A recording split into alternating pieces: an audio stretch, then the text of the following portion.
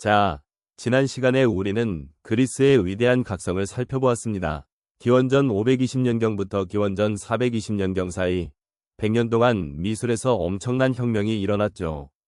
그런데 기원전 5세기 말에 이르면서 흥미로운 변화가 생깁니다. 미술가들은 그들의 실력과 숙련됨을 충분히 의식하게 되었으며 일반인들도 그들의 능력을 인정하게 되었습니다. 대접이 좋아졌나요? 그렇지는 않습니다. 여전히 장인으로 대접받았고 속물 같은 귀족들로부터 멸시를 받았으리라 여겨집니다. 그렇지만 점점 더 많은 사람들이 그들의 작품에 흥미를 갖기 시작했는데 중요한 것은 미술의 종교적, 정치적 기능뿐만 아니라 미술 자체에 대한 관심이 생겼다는 겁니다. 사람들은 여러 미술, 유파들의 업적을 비교했습니다. 각 도시 국가들의 대가들에 따라 다른 다양한 방식과 양식 및 전통들에 관해 의견을 나누었죠. 이러한 유파들 사이의 비교와 경쟁이 미술가들을 자극해서 더 많은 노력을 하게 만들었고 우리가 그리스 미술에서 찬양하는 그런 다양성을 창조해내는 데 일조했을 것입니다. 건축도 다양해졌나요? 바로 그렇습니다. 건축에서는 여러 양식들이 동시에 사용되기 시작했습니다. 파르테논 신전은 도리아 양식으로 건설되었으나 그 후에 아크로폴리스에 세워진 건물들에는 소위 이오니아 양식이 도입되었습니다. 이오니아식 신전들의 기본형은 도리아식과 같지만 전체적인 외관과 성격은 완전히 다릅니다. 이러한 점을 가장 완벽하게 보여주는 건물이 에렉테움 신전. 이오니아식 신전의 원주들은 도리아식 신전의 원주들보다 견고하고 강한 느낌이 훨씬 덜하며 보다 날렵하고 가냘픈 기둥으로 보입니다. 주두는 더 이상 단순하고 장식이 없는 쿠션 형태가 아니라 양옆이 나선형으로 화려하게 장식되어 있고 이 장식이 다시 지붕을 떠받치고 있는 배들볼을 지탱하는 기능을 하는 것처럼 보입니다. 이오니아식 건물들은 정교하게 다듬어진 세부와 더불어 전체적으로 한없이 우아하고 아늑한 인상을 줍니다. 조각도 우아해졌나요? 네, 이와 같이 우아하고 아늑한 특징은 이 시대의 조각과 회화에서도 나타나는데 그것은 페이디아스 이후의 세대에서 시작됩니다. 그런데 이 시기에 아테네는 스파르타와의 필사적인 전쟁에 휘말려들고 이 전쟁으로 인해 아테네와 그리스의 번영은 종말을 맞게 됩니다. 잠깐 동안의 평화가 지속되던 기원전 408년에 조각 장식을 한 난간이 아크로폴리스의 승리의 여신상을 안치한 작은 신전에 보태졌는데 그 조각과 장식은 이오니아 양식에서 보여지는 섬세함과 우아함으로 그 취향이 기울고 있음을 보여줍니다. 거기에 새겨진 인물상들의 손발은 무참히 절단되어졌지만 머리나 손이 없는 파손된 상태의 이 작품이 여전히 얼마나 아름다운가를 보여주고 싶습니다. 승리의 여신들 중의 하나인 이 소녀상은 걸어가다가 느슨해진 샌들의 끈을 조이기 위해 허리를 굽히고 있는 모습입니다. 갑자기 멈춰선 자태가 얼마나 매력적으로 묘사되었으며 아름다운 몸체 위를 흐르는 옷주름은 얼마나 부드럽고 풍부한가. 우리는 이러한 작품들에서 당시의 예술가들은 그들이 나타내고자 하는 것은 무엇이든지 잘 표현할 수 있었음을 알 수 있습니다. 그들은 동작이나 단축법의 묘사에 더 이상 아무런 어려움을 느끼지 않았습니다. 그런데 이러한 기교의 완숙이 이 조각가를 다소 자의식을 갖도록 만들었을지도 모를 일입니다. 파르테논 신전의 프리즈를 만든 조각가는 그의 예술이나 하고 있는 일에 대해 필요 이상 생각하고 있는 것 같지 않습니다. 그는 그의 작업이 의식의 한 과정을 표현하는 것으로 알고 그가 할 수 있는 한 가장 명확하게 그리고 가장 잘 표현하려고 고심했습니다. 그는 자기가 수천 년이 지난 지금에도 모든 사람들에게 화제의 대상이 되는 그런 거장이라는 사실을 거의 의식하지 못했습니다. 그런데 빅토리 신전의 프리즈는 아마도 이 같은 태도 변화의 시초를 보여주는 것 같습니다. 이 조각가는 그의 훌륭한 능력을 자랑으로 생각했으며 사실 그럴만도 했습니다. 이리하여 기원전 4세기 미술에 대한 접근 방식이 점차 변해갔습니다. 신상에 대한 생각도 바뀌었나요? 정확합니다. 페이디아스의 신상들은 그리스 전역에 걸쳐서 신의 표상으로서 이름을 떨쳤습니다. 이에 비해 기원전 4세기의 큰 신전의 조각상들은 미술 작품으로서의 아름다움 때문에 더 높은 명성을 얻게 되었습니다. 이제 교양 있는 그리스인들은 시와 연극을 논의하던 것처럼 회화와 조각에 대해 토론했으며 섬세하고 우미한 작품들의 아름다움을 칭찬하고 그것들의 형태와 착상을 비판했습니다. 기원전 4세기 최대의 미술가인 프락시텔레스는 무엇보다도 그의 작품의 매력과 감미롭고도 사람의 마음을 파고드는 특성으로 명성을 얻었습니다. 많은 시인들이 노래로 찬양했던 그의 가장 유명한 걸작품은 사랑의 여신인 젊은 아프로디테가 목욕탕으로 들어가는 장면을 표현한 것입니다. 그러나 이 작품은 전해지지 않고 19세기의 올림피아에서 발견된 한 작품을 그의 작품으로 간주하는 사람이 많습니다. 그러나 이를 확인할 길은 없습니다. 어쩌면 그것은 청동상을 대리석으로 복제한 것인지도 모릅니다. 어떤 작품인가요? 이 작품은 헤르메스 신이 어린 디오니소스를 팔에 안고 놀고 있는 모습입니다. 200년 전 두 형제상과 비교해보면 그리스 미술이 얼마나 많은 발전을 했는지 알 수 있습니다. 프락시텔레스의 작품에 딱딱한 흔적은 하나도 남아있지 않습니다. 이 헤르메스 신은 매우 편안한 자세로 우리 앞에 서 있지만 그것이 그의 위엄을 손상시키거나 하지는 않습니다. 그러나 프락시텔레스가 어떻게 그런 효과를 일으켰는지를 곰곰이 생각해보면 우리는 그때까지도 고대 미술의 가르침이 잊혀지지 않고 있다는 사실을 깨닫게 될 것입니다. 프락시텔레스 역시 신체의 연결고리들을 나타내려고 애쓰고 있으며 그 움직임을 될 수 있는 한 분명하게 보여주려고 애쓰고 있습니다. 그러나 그는 이제 작품이 경직되거나 생동감이 결여되게 하지 않으면서도 이 모든 것들을 표현해낼 수 있었습니다.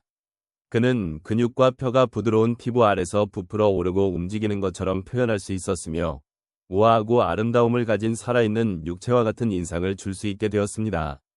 그런데 우리가 알아둬야 할 것은 프락시텔레스와 그리스의 다른 미술가들은 지식을 통해서 이런 아름다움을 성취할 수 있었다는 사실입니다.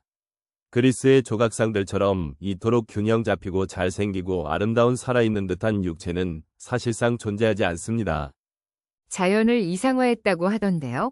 많은 사람들이 그렇게 생각합니다. 사람들은 그리스 미술가들이 많은 모델들을 관찰해서 그들이 좋아하지 않는 점은 빼버리고 실제 인물의 외모를 조심스럽게 모사하면서 완벽한 인체라는 이념에 일치하지 않는 불규칙성이나 특징들을 제거함으로써 인체를 미화시켰다고 생각합니다. 또한 사람들은 그들이 자연을 이상화했으며 마치 사진사가 작은 결점들을 삭제하고 초상화에 개치를 하여 사진을 다듬는 방식으로 이상적인 작품을 만들었다고 생각합니다.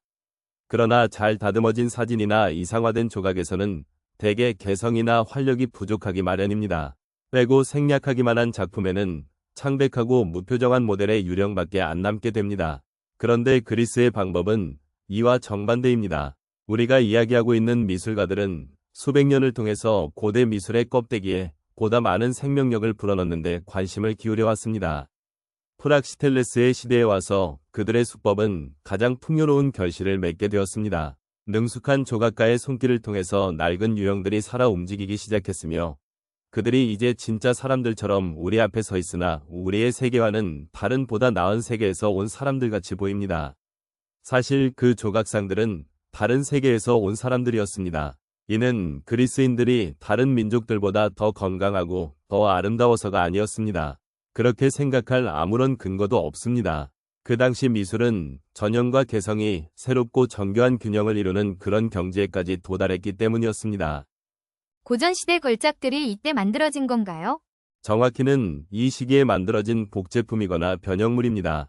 인간의 가장 완벽한 유형들을 재현한 것으로 후세의 사람들이 칭찬하는 고전시대의 걸작들 대부분은 기원전 4세기 중엽인 이 시기에 만들어진 것들이죠. 아폴론 벨베데레는 이상적인 남성 육체의 전형을 보여줍니다. 앞으로 뻗은 손에 활을 들고 눈으로는 화살을 좇는 것처럼 머리를 옆으로 돌린 인상적인 자세를 취하고 있는 이 조각을 볼 때 우리는 신체 각 부분을 가장 독창적인 모습으로 표현했던 고대 미술의 희미한 흔적들을 발견할 수 있습니다. 고전시대의 유명한 비너스 상들 중에서 가장 유명한 것은 밀로의 비너스입니다.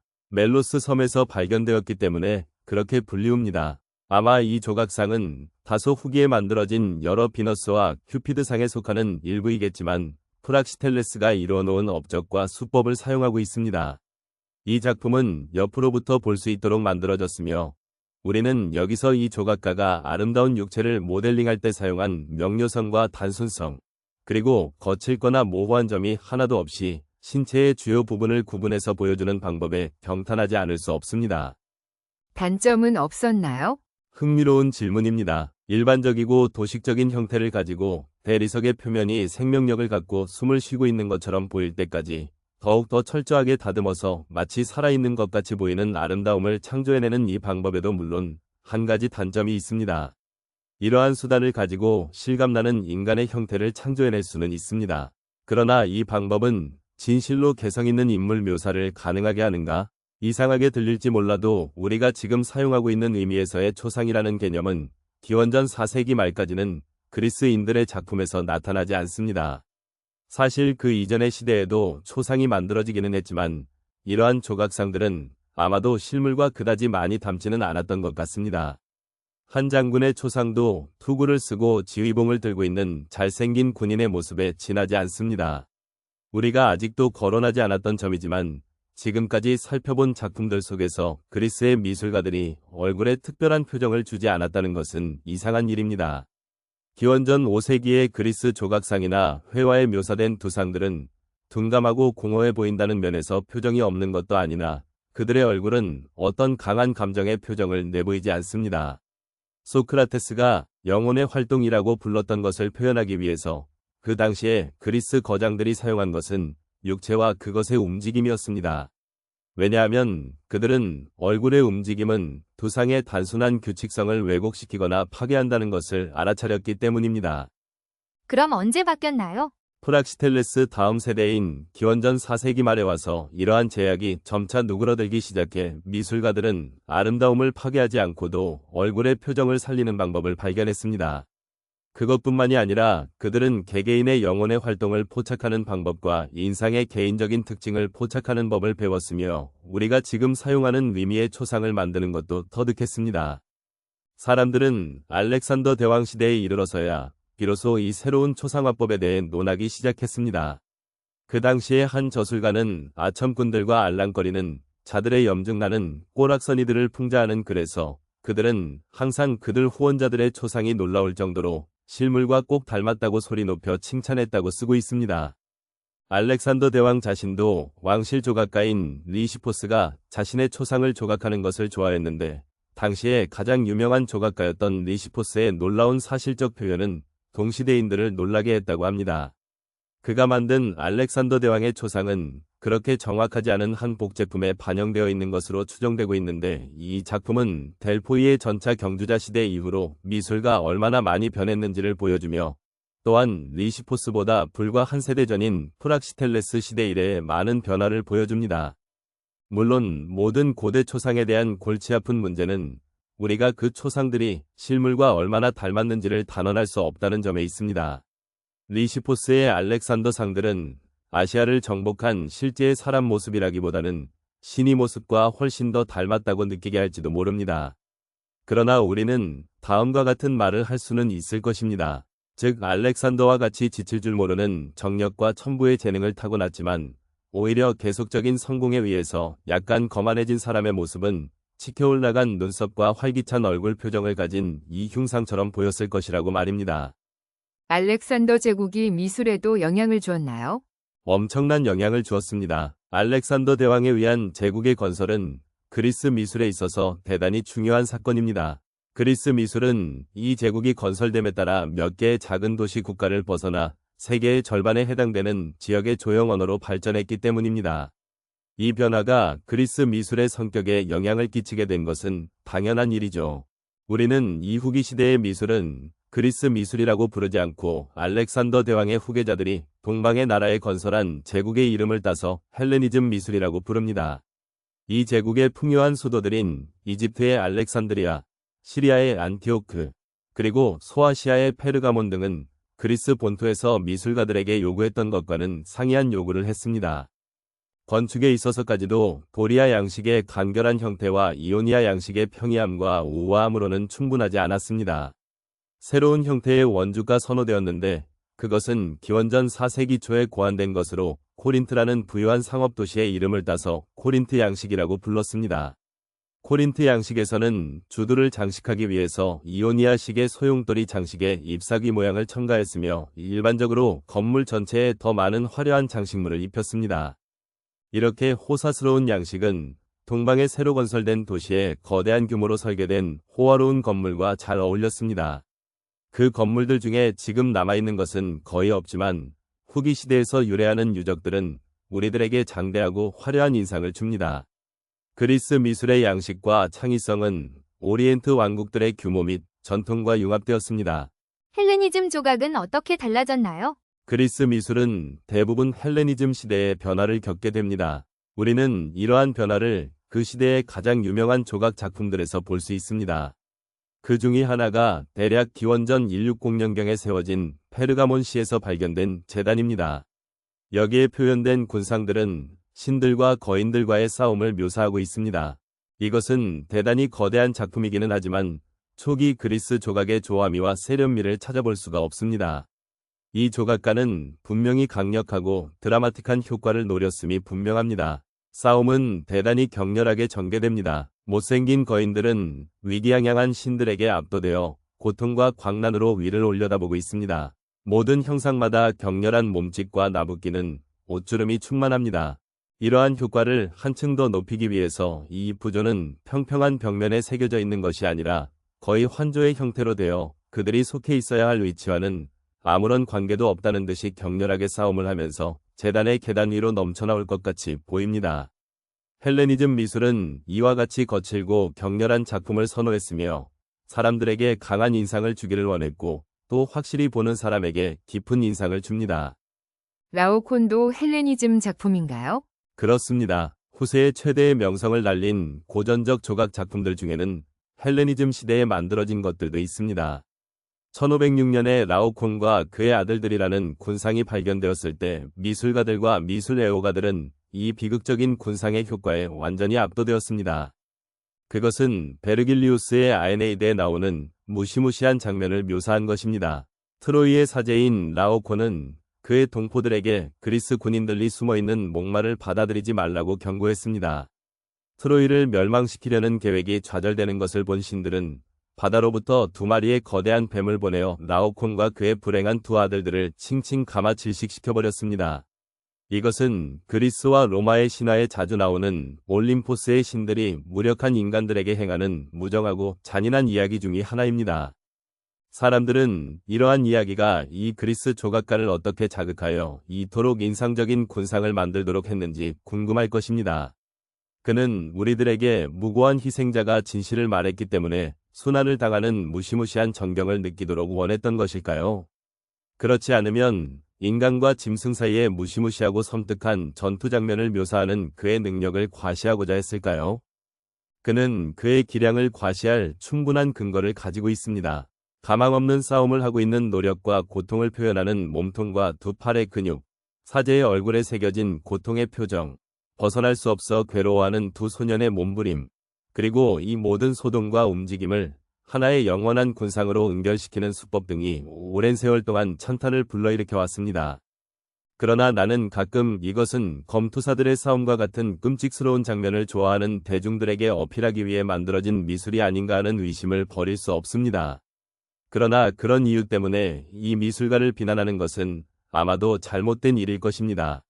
사실은 바로 이때쯤, 즉 헬레니즘 시대에 와서는 미술이 오래전부터 유지해왔던 주술적, 종교적 연관성을 거의 상실했던 것 같습니다. 미술가들은 그들의 기술 자체의 문제에 관심을 갖게 되었으며 모든 움직임, 표정, 긴장 등을 담고 있는 그러한 극적인 싸움을 어떻게 효과적으로 표현해내느냐 하는 문제는 한 미술가의 솜씨를 시험하는 가장 적합한 과제였습니다. 라오콘의 비참한 운명이 옳으냐 그르냐 하는 문제는 이 조각가에게 전혀 관심밖에 없는지도 모릅니다.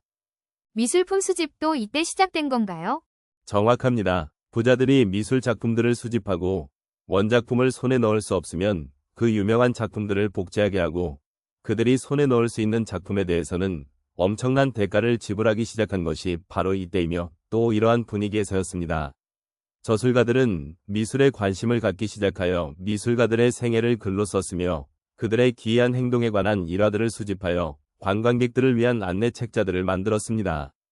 고대의 유명한 거장들 중에는 조각가보다 화가가 더 많았으나 우리는 전해 내려오는 고전시대의 미술서적에서 발췌된 작품에서 알 수 있는 것 외에는 그들의 작품에 관하여 아무것도 모릅니다. 이 화가들 역시 그들의 작품이 종교적인 목적에 봉사하는 데보다는 그들의 기술에 관한 특수한 문제에 관심을 기울였습니다. 우리는 그 당시의 거장들이 일상생활 속의 주제를 전문적으로 다루고 이발소나 연극의 한 장면 등을 그렸다고 전해 들었으나 이 모든 그림들은 현재 남아있지 않습니다. 그럼 고대 회화를 어떻게 알 수 있나요? 우리가 고대 회화의 성격에 관하여 약간의 어떤 개념을 얻을 수 있는 유일한 방법은 폼페이를 비롯한 기타 장소에서 발굴된 장식적인 벽화와 모자이크를 보는 길밖에 없습니다. 폼페이는 부유한 전원 도시였는데 기원 후 79년에 베수비오 화산의 폭발로 화산재 밑에 매몰되었습니다. 이 도시의 거의 모든 집과 별장에는 벽이나 원주, 전망대에 그림이 그려져 있으며 틀에 끼워진 복제 그림이나 무대를 모방한 장치가 있었습니다.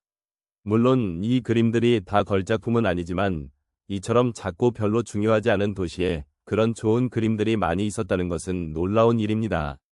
만약에 우리 시대의 해변가 피서지 하나가 매몰되어 후세 사람들에게 발굴되었을 때도 이처럼 훌륭한 작품들을 그렇게 많이 보일 수 있을까요? 폼페이와 헤르쿨라네움이나 스타비아이 같은 인접한 도시들의 화가들과 실내 장식가들은 위대한 헬레니즘 미술가들이 이룩해 놓은 엄적을 이용해서 자유자재로 그리고 있었음이 분명합니다. 평범한 그림들 중에서도 우리는 가끔 대단히 아름답고 우아한 작품을 발견할 수 있는데 마치 춤을 추듯이 꽃을 꺾고 있는 사계의 여신인 아우어스 중의 한 사람을 묘사한 그림이 있습니다. 그리고 우리는 또 다른 그림에서 목축이 신인 목신의 머리와 같은 부분돌을 발견하게 되는데 이것은 이들 미술가들이 표정의 묘사를 다루면서 습득한 숙련과 자유가 어떤 것이었을지를 보여주는 좋은 예입니다. 회화에 포함될 수 있는 거의 모든 것을 폼페이의 벽화에서 찾아볼 수 있습니다. 예를 들면 물잔 옆에 두 개의 레몬을 놓고 그린 정물화나 동물의 그림들, 심지어는 풍경화도 있습니다. 풍경화가 새로운 건가요? 이것이 아마도 헬레니즘 시대의 가장 위대한 혁신이었을 것입니다. 고대 오리엔트 미술에서는 풍경이 인간 생활이나 군사적인 원정의 배경 장면으로밖에는 필요치 않았습니다. 그런데 페이디아스나 프락시텔레스 시대의 그리스 미술에서는 인간이 미술가들의 주된 관심의 대상이었습니다. 테오크리토스 같은 시인들이 목동들의 소박한 삶의 매력을 발견했던 헬레니즘 시대에 와서는 미술가들 또한 복잡한 도시 거주자를 위해서 전원의 즐거움을 불러일으키는 그런 그림을 그리려고 노력했습니다. 이런 그림들은 특정한 시골집이나 아름다운 장소와 같은 실제적인 모습이 아니라 목가적인 풍경을 구성하는 모든 것, 이를테면 목동과 소박한 사당과 멀리 보이는 별장과 산들을 한데 모아놓은 것입니다. 이 그림에는 모든 것들이 매력적으로 배치되어 있으며 그림의 모든 장면들은 그 자체로서 최상의 훌륭함을 보여주고 있습니다. 우리는 정말 평화스러운 장면을 보고 있는 것처럼 느낍니다. 그럼에도 불구하고 이 그림들은 우리가 얼핏 보고 생각했던 것보다는 훨씬 덜 사실적입니다. 만약에 우리가 여기에 대해서 난처한 질문을 하려고 한다든지 또는 이 풍경의 지형적인 위치를 그려보려고 한다면 그것이 불가능함을 알게 될 것입니다. 우리는 사당과 별장 사이의 거리가 얼마나 되는지 혹은 사당으로부터 다리는 얼마나 가까이 또는 멀리 떨어져 있는지 짐작할 수 없습니다. 원근법을 몰랐다는 건가요? 헬레니즘 시대의 미술가들은 우리가 원근법이라고 부르는 법칙을 알지 못했던 것입니다. 우리가 학교에서 그리고 나는 하나의 소실점으로 멀어져가는 저 유명한 포플러가 늘어서 있는 길의 원근법이 당시 화가들의 기본적인 과제는 아니었습니다. 미술가들은 먼 곳에 있는 물건은 작게 그리고 가까운 데 있거나 중요한 것은 크게 그렸습니다. 그러나 사물이 멀어짐에 따라서 대상의 크기를 일정하게 줄여가는 방법이나 오늘날 우리가 하나의 조망을 표현할 때 사용하는 구도의 틀을 고전시대 사람들은 채택하지 못했습니다. 사실 그것이 적용되기까지는 천여 년이라는 세월이 더 걸렸습니다. 이리하여 고대 미술 가운데 가장 최신의, 가장 자유로운, 그리고 가장 자신 있는 작품일지라도 우리가 이집트의 회화 기법을 다룰 때 논의했던 원칙의 잔재는 여전히 잔존하고 있었습니다. 여기에서도 개별적인 대상의 특징적인 윤곽에 대한 지식은 눈을 통해서 얻는 실제의 인상만큼 중요하게 취급되었습니다. 우리는 오랫동안 이러한 성질을 유감스럽다거나 수준이 낮은 작품에 있는 결함으로 여기지 않고 어떤 양식 안에서든지 예술적인 완성은 이룩될 수 있다는 점을 인정해왔습니다. 정리해 주시겠어요? 그리스인들은 초기 오리엔트 미술의 엄격한 제약을 철저하게 타파하고 관찰을 통해서 종래의 전통적인 이미지에다가 점점 더 많은 특성들을 첨가하는 발견의 항해를 계속해왔습니다. 그러나 그들의 작품은 자연의 말초적인 세부까지 낱낱이 반영하는 그런 거울은 결코 아니었습니다. 그들의 작품은 언제나 그것들을 만들어냈던 지성에 각인을 지니고 있습니다. 오늘 우리는 기원전 4세기부터 기원 후 1세기까지 그리스 미술이 아름다움의 완성을 향해 가던 시대를 살펴보았습니다. 프락시텔레스의 우아함에서 시작해서 알렉산더 시대의 초상화법, 그리고 헬레니즘의 격렬함까지 그리스 미술은 끊임없이 발전했습니다. 다음 시간에는 로마인들이 이 위대한 유산을 어떻게 계승했는지 살펴봅시다. 오늘 수고하셨습니다. 다음 시간에는 로마인들이 그리스 미술을 어떻게 계승하고 자신들만의 독특한 미술 세계를 만들어갔는지 함께 알아봅니다.